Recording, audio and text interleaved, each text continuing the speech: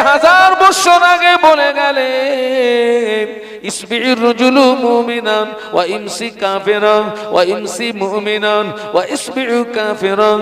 আল্লাহ নবী বললেন আখিরি জামানা আমার একদল উম্মতি সকালবেলা ঈমান আনবে, সন্ধ্যাবেলা কাফের হয়ে যাবে, আবার সন্ধ্যাবেলা ঈমান আনবে, সকালবেলা কাফের হয়ে যাবে।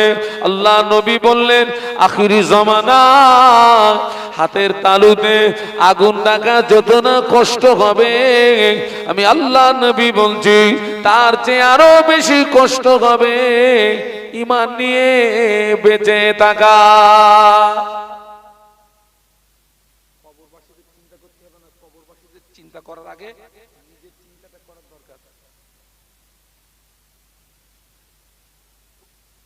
কবরবাসীদের চিন্তা করার আগে নিজের চিন্তাটা আগে করো, কারণ তুমিও ওই কবরের যাত্রী, আমিও ওই কবরের। এই কারা কারা মরবি নি হাত তুলতো, যে হুজুর আমার মরণ নেই। আল্লাহ পাক জানে আমার বান্দা গুনাহ করবে, আল্লাহ পাক জানে আমার বান্দা অন্যায় করবে, অপরাধ করবে।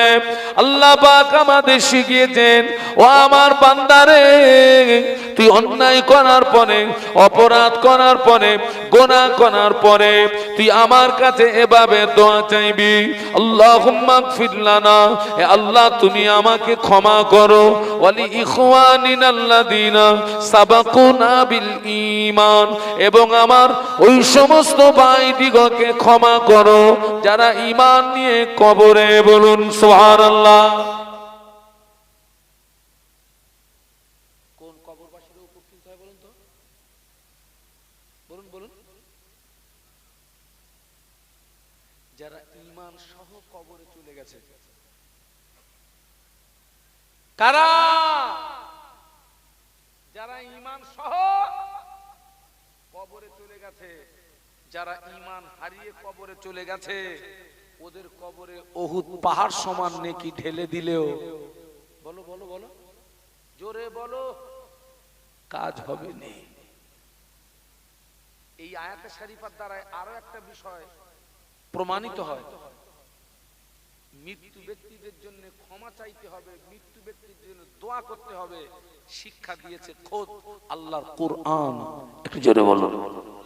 একদল লোক বলে মরে গেল ফুরিয়ে গেল, সবরে সানি করা যাবে না, আছে না? ওরা কোরআন মানে না। যারা ঈমান নিয়ে কবরে, এরা কত সৌভাগ্যবান জানেন? আজকের আমি যদি আমাদের এই বাংলার জমিন দিয়ে যদি বিচার করি, এই বাংলার মাটিতে হাজারো মাহফিল হচ্ছে না হচ্ছে না বলুন? হাজারো দোয়া হবে তো, ওই প্রত্যেকটা দোয়ার হকদার ওই ঈমানদার কবরবাসীরা, টোটাল দোয়ার হকদার তারা হয়ে যায়। একটু জোরে বলুন। কিন্তু যারা ঈমান হারিয়ে কবরে চলে গেছে বাবা, ওদের কপাল ফাটা। আমার কথা বুঝতে পারছেন না? পাচ্ছেন না? কিচ্ছু পাবে না ওরা। আমাদের ভিতর থেকে যারা ঈমান নিয়ে কবরে চলে গিয়েছে, ওই কবরবাসীদের কি ঈমান হারানোর আর ভয় আছে নাকি? ঠাস ঠাস করে কথা বলতে পারেন না? চিচি করতেছেন কেন সব? এই আমি কি দোয়া করব নাকি? কথা বলেন না। ওয়াজ শুনতে গেলে কিন্তু চাঙ্গা হতে হবে, চিচি করলে হবে না।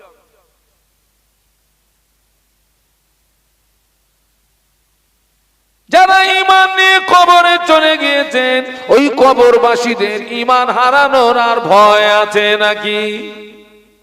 আছে আছে। ভয়টা কাদের? এই চিন্তা যদি আমাদের ভিতরে থাকতো, বিশ্বাস করুন আমরা কিন্তু পরিবর্তন হয়ে যেতাম। কোন মানুষের জীবনের ইবাদত আমলের অলৌকিকতা দেখে আপনি তাকে জান্নাতি হিসাবে স্বীকৃতি দিতে পারবেন? আবার কোন মানুষকে গুনার কাজ করতে দেখে আপনি তাকে জাহান্নামী হিসাবে স্বীকৃতি দিতে পারবেন না। কারণ এই দুই মানুষের শেষ নিঃশ্বাসটা কোন অবস্থায় ত্যাগ হবে ওটা আপনিও জানেন না, আমিও। আল্লাহ নবী ১৫০০ বছর আগে নূরের জবানে বলে গেলেন, মান কানা আখিরু কালামিহি লা ইলাহা ইল্লাল্লাহ ফাদাখালাল জান্নাহ। আল্লাহ নবী বললেন, যার শেষ বাক্য হবে কলেমা, শেষ কথা হবে কলেমা, আমি আল্লাহ নবী বলছি ওই ব্যক্তিটার ঠিকানা হবে আল্লাহ পাকের দয়ার জান্নাত।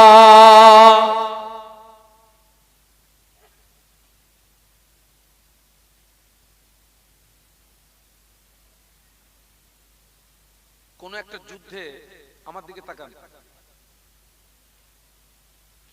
একজন মুসলমানের দাবিদার, তিনি কাফেরদেরকে মেরে তুলোধনা করছেন। আচ্ছা ভাই, যুদ্ধের ময়দানে একজন যদি ময়দান কাঁপিয়ে দেয়, আর যারা আছেন তারা মনের দিক দিয়ে তৃপ্তি পাবেন না? পাবেন না? আরে আমাদের তো লাগে না, ও তো একাই যথেষ্ট। তো অন্য সাহাবীরা আল্লাহর নবীর দরবারে গিয়ে সাহাবীরা বললেন, ইয়া রাসূলুল্লাহ, আপনি অমুক ব্যক্তিকে আপনি জান্নাতি ঘোষণা দিয়ে দিন। আজকে যুদ্ধের ময়দানে হুজুর আমাদের লাগেনি, একাই যথেষ্ট।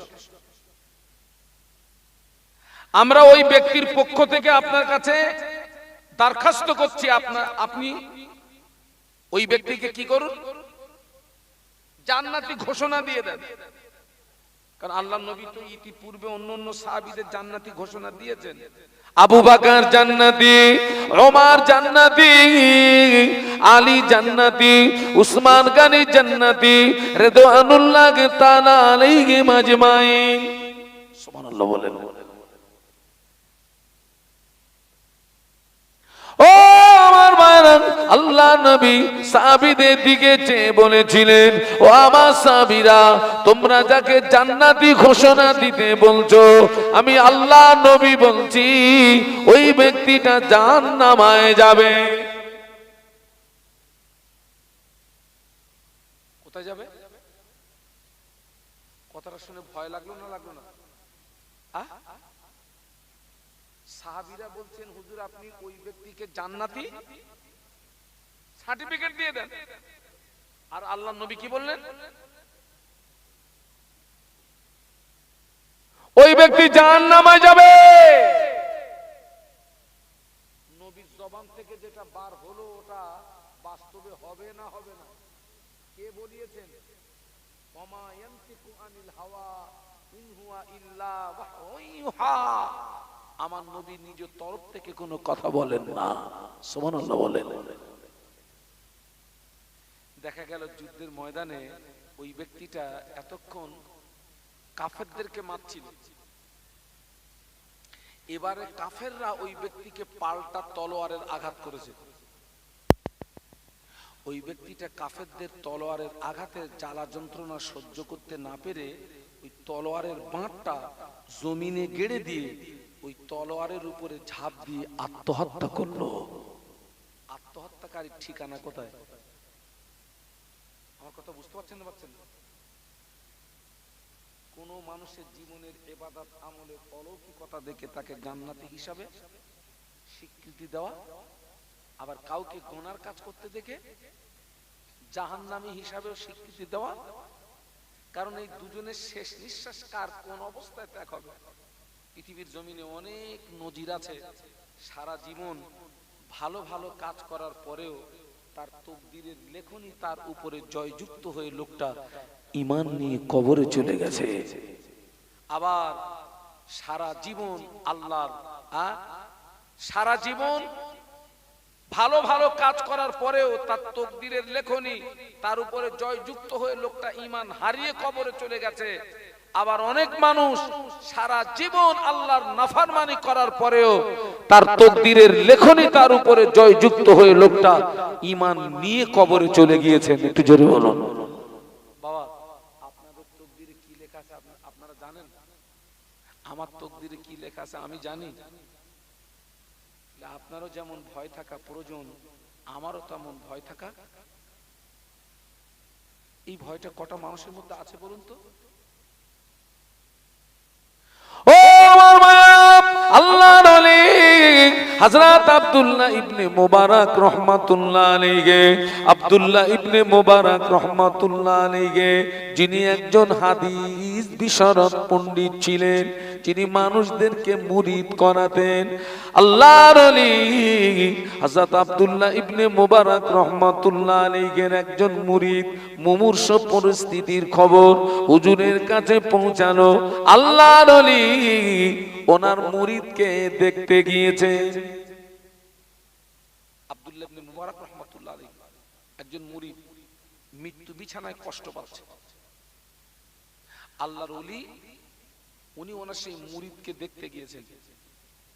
গিয়ে দেখেন ওই মুরিদের গলার কাছে ঘর ঘর ঘর ঘর ঘর ঘর করে আওয়াজ হচ্ছে। দেখবেন অনেক মুমূর্ষ ব্যক্তির গলার কাছে ঘর ঘর করে আওয়াজ হয় না? হয় না? শুনলে মনে হয় লোকটার বুকের ভিতরে প্রচুর। ওটা কিন্তু সর্দি না বাবু, ওটা হচ্ছে মৃত্যু যাতনা, ওটা হচ্ছে মৃত্যু কষ্ট। এই যে মুরিদটা মৃত্যুর দুয়ারে, এই মুরিদ সম্পর্কে একটু শুনুন। এই মুরিদের জীবনে নেক আমলে কোনো ঘাটতি ছিল না, একটু সুবহানাল্লাহ বলুন। আবার প্রকাশ্যভাবে কোনো শরীয়ত বিরোধী কাজের সঙ্গে যুক্ত ছিলেন না। নেক আমলে ঘাটতি নেই, শরীয়ত বিরোধী কাজের সঙ্গে যুক্ত নেই। এই মুরিদ মৃত্যু যাতনায় কষ্ট পাচ্ছে। আল্লাহর ওলি মুরিদের মাথার পাশে বসে বসে চিন্তা করছেন, আমি কি করি? এ তো আমার মুরিদ, কি করি? এই মৃত্যু যাতনা, মৃত্যু কষ্ট তামাম পৃথিবীর যত ওষুধ আছে, তামাম পৃথিবীর ওষুধ দিয়ে আর কবিরাজের চিকিৎসায় ওই মৃত্যু যাতনা থেকে পৃথিবীর কোনো মানুষ লাঘব পেতে পারে না। আল্লাহর ওলি আব্দুল্লাহ ইবনে মুবারক রাহমাতুল্লাহ আলাইহি মুরিদের মাথার পাশে বসে বসে আল্লাহ নবীর একটি হাদিসের উপরে আমল করলেন। আল্লাহ নবী বললেন, ইকরাউ আলা মাউতাকুম সূরাতা ইয়াসিন। আল্লাহ নবী বললেন, তোমরা মুমূর্ষ ব্যক্তি মাথার পাশে বসে বসে কোরআন শরীফের সূরা ইয়াসিন তেলাওয়াত করো। কেননা সূরা ইয়াসিনের তেলাওয়াতের বরকতে, সূরা ইয়াসিনের ফজিলতে আল্লাহ পাক ওই ব্যক্তির মৃত্যু যাতনা থেকে লাঘব দান করবে।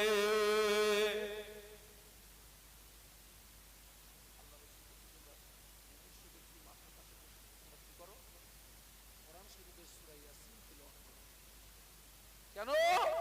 ওই সূরা ইয়াসিনের বা বারকাতে, সূরা ইয়াসিনের ফজিলতে আল্লাহ মুমূর্ষ ব্যক্তির মৃত্যু যাতনা থেকে লাঘব দান করবে। ও আমার ভাইরা, আল্লাহর ওলি আব্দুল্লাহ ইবনে মুবারক রাহমাতুল্লাহ আলাইহি মুরিদের মাথার পাশে বসে বসে কোরআন শরীফের সূরা ইয়াসিন তেলাওয়াত করছিলেন। ওই মুরিদ বলছেন, হুজুর আপনি পড়বেন না, হুজুর আমি শুনবো না।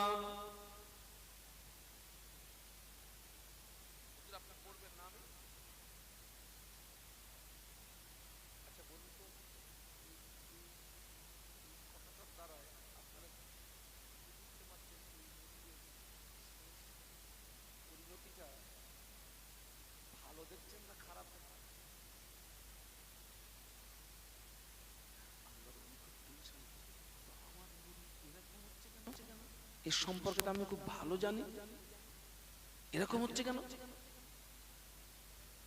উনি ওষুধটা পাল্টালেন। আল্লাহ নবী 1000 বছর আগে বলে গেলেন, আল্লাহ নবী বললেন, তোমরা মুমূর্ষ মুমূর্ষ ব্যক্তি মাতার পাশে বসে বসে কলেমা শরীফের তালকিন দেবে। কলেমা শরীফের তালকিনের বাংলা মানে হলো, তোমরা মুমূর্ষ ব্যক্তির মাতার পাশে বসে বসে মৃদু আওয়াজে কলেমা শরীফ পড়বে। তোমার পড়ার সঙ্গে সুর মিলিয়ে ওই একবার যদি কলেমাটা পড়ে ফেলে, ওই অবস্থায় যদি মওত হয়ে যায়, আমি আল্লাহ নবী বলছি ওই ব্যক্তির ঠিকানা আল্লাহ পাকের দয়ার জান্নাত হয়ে। তবে আল্লাহ নবী বলেছেন তোমরা মুমূর্ষ ব্যক্তিকে কলেমা পড়তে আদেশ করবে না।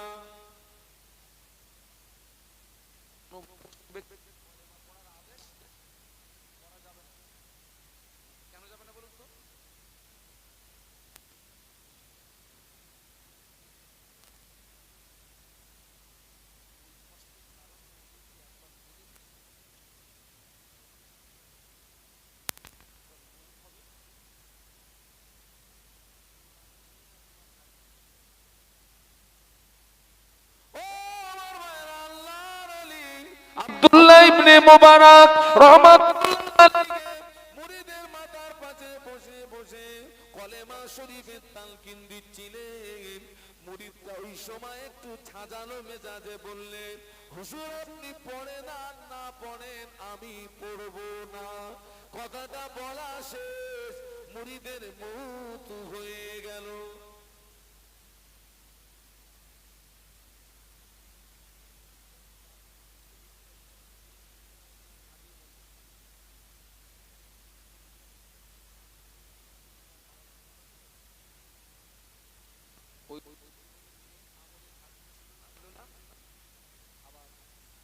আবার প্রকাশ্যভাবে শরীয়ত বিরোধী কোন কাজের সঙ্গে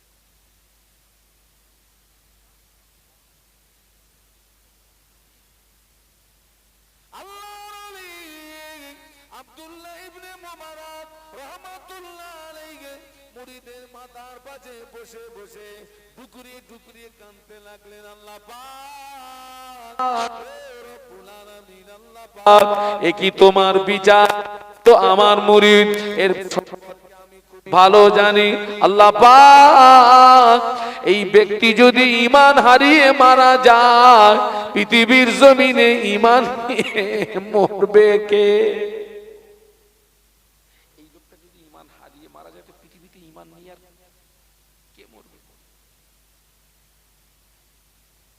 হুজুর ঘরের ভিতরে দরজা বন্ধ করে দিয়ে 40 দিন শুধু ওয়াক্ত ওয়াক্তে নামাজ পড়েছেন আর কেঁদেছেন, ওয়াক্তে ওয়াক্তে নামাজ পড়েছেন আর কেঁদেছেন। এর ভিতরে মুরিদের দাফান কাফান হয়ে গেছে। 40 দিন পরে আল্লাহর ওলি আব্দুল্লাহ ইবনে মুবারক রাহমাতুল্লাহ আলাইহি ঘুমিয়ে ঘুমিয়ে স্বপ্ন দেখছেন, ফেরেশতারা ওনার মুরিদকে জাহান্নামায় নিয়ে যাচ্ছে। বলুন আল্লাহু আকবার। কোথায় নিয়ে যাচ্ছে?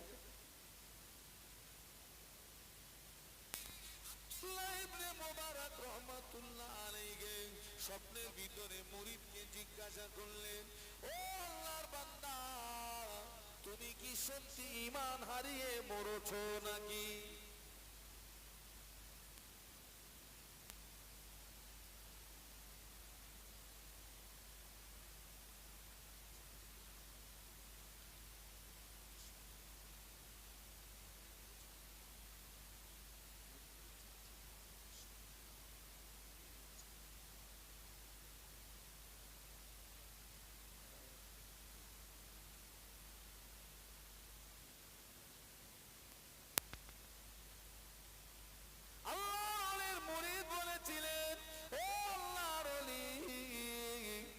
জীবনে নেক আমলে কোনো ঘাটতি ছিল না, আমার জীবনে শরীয়ত বিরোধী কোনো কাজের সঙ্গে যুক্ত ছিলাম না ঠিকই, কিন্তু আমার জীবনে কয়েকটা কুস্বভাব ছিল।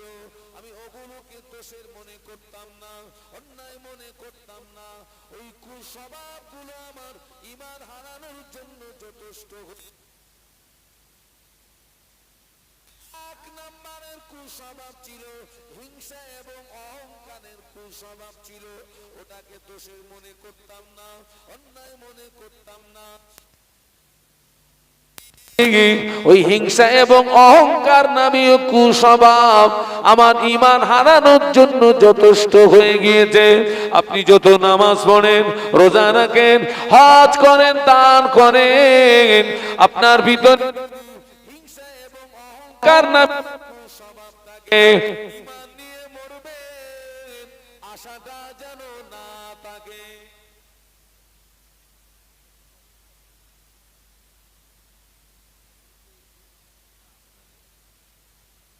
হিংসার অহংকার আছে না নেই?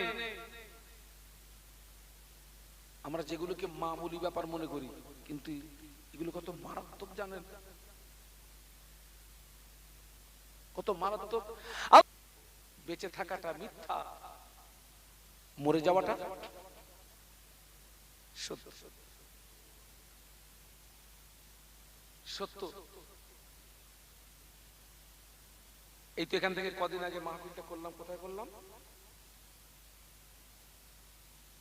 হাড়োয়া রোডে মাদারতলা। আপনার নাম শুনেছেন না? মাহফিল থেকে নেমে আমি বাড়ি আসছি, একটা ফোন আসলো আমার কাছে। আমার একটা ভাগনা ফোন করলো। ভাগনার দাদিমা খুব দুর্বল, আর স্বাভাবিকভাবে আমার ভাগনারা অত রাত্রে ফোন করে না। ও যখন ফোন করেছে তখন আমার মনে একটা সন্দেহ হলো, মনে হয় ওর দাদিমা ইন্তেকাল হয়ে গেছে, এত রাত্রে তো ফোন করে না। আমাকে ফোন করে বলছে, মামা আমার বোন ইন্তেকাল হয়ে গেছে। আমার ভাগ্নি 21 বছর বয়স। কত বছর বয়স বলছি? 21 বছর বয়স, ইন্তেকাল হয়ে গেছে।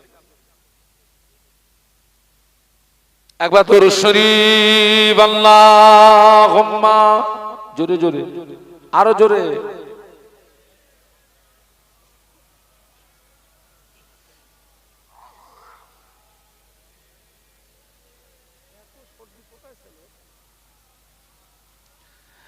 জোরে জোরে আল্লাহুম্মা সাল্লি আলা।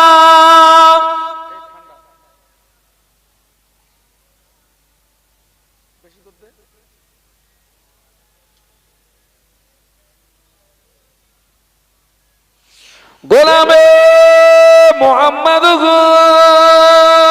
में क्या डर है मुझको, गुलामे में उनकी गुजारा करूंगा। अजल से पड़ा हूँ मैं कदमों में उनकी, जुदाई न हरगिज़ गवारा करूंगा। अल्लाहुम्मा, पढ़ो बाबा।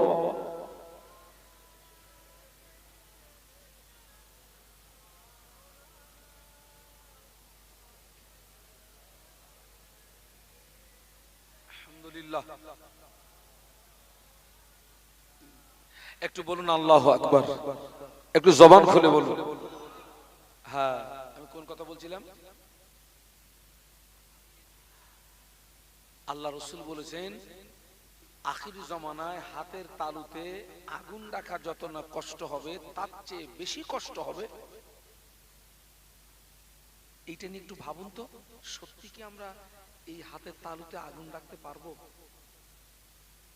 ওই যে কাঠগুলো পুড়ে, কাঠ উনানে দিলে কাঠগুলো পুড়ে দলা দলা আগুন বার হয়, ওই একটা দলা কি আমরা হাতের তালুতে রাখতে পারবো?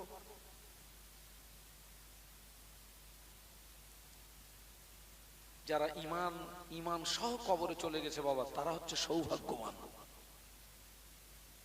আমরা সকলে কবরে যাত্রী।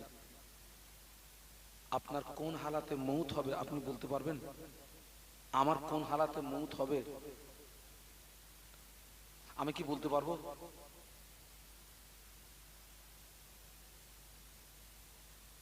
এই ভয়টা যদি আমাদের ভিতরে থাকতো, আমার কোন হালাতে মৌত হবে, ইমানি হালাতে না ইমান হারিয়ে?